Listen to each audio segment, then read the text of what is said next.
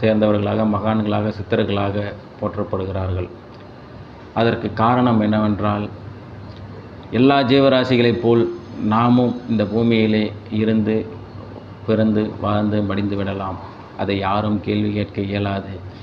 அதனால் நீங்கள் வணங்கவில்லை, இறைவனை தொழவில்லை என்பதற்காக இறைவனுக்கும் உங்களுக்கும் தொடர்பு இல்லை என்று நீங்கள் கருத வேண்டாம்.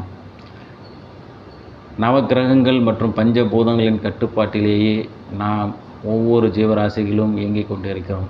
அவ்வாறு இருக்க பிரபஞ்சத்தின் அனுக்கிரகமும் ஆசீர்வாதமும் இல்லாமல் எந்த ஒரு உயிரும் இந்த பூமியிலே நிலைத்திருக்காது. பிறப்பதும், பிறந்ததுக்கப்புறம் அது வளர்வதும், வளர்ந்ததுக்கப்புறம் அது மடிவதும் அனைத்தும் ஒரு பிரபஞ்சத்தின் இயக்கமாகும், ஒரு உயிரின் இயக்க ஆற்றலாகும். இந்த இயக்க ஆற்றலானது நம் விருப்பு வெறுப்பிற்கு அப்பாற்பட்டது என்பதை நீங்கள் உணர்வுபூர்வமாக புரிந்து கொள்ள வேண்டும். அவ்வாறு இருக்க இந்த உண்மை நிலையை நீங்கள் உணரும்போது, எல்லோரும் வாழ்ந்தார்கள், மடிந்தார்கள், பிறந்தார்கள் என்று மீண்டும் மீண்டும் இந்த செயலை செய்துபவர்களை விட நாம் சற்று வித்தியாசமாக நாம் ஒரு செயலை நாம் இருக்கும்போது, இந்த உடல் ஜீவனோடு இருக்கும்போது சில மாற்றங்களையும் சில உன்னத நிலையை நாம் அடைய முயற்சி செய்ய வேண்டும் என்பதே இறைவனுடைய விருப்பமாகும். அதற்கு வேறு எதுவுமே நாம் பெருசாக செய்ய தேவையில்லை.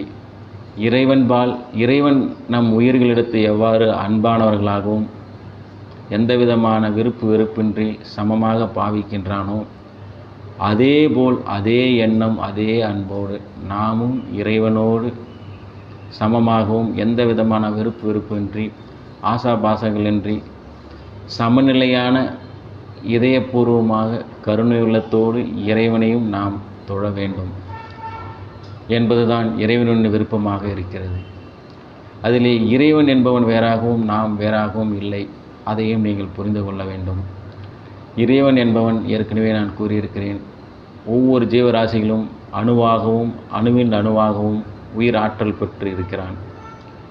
அவ்வாறு இருக்க நாம் இறைவனை விட்டு பிரிந்து விடவும் இல்லை, இறைவனும் நம்மை விட்டு பிரிந்து விடவும் இல்லை. இறைவன் நம்மிடம் ஒன்றே ஒன்றுதான் எதிர்பார்க்கிறார்.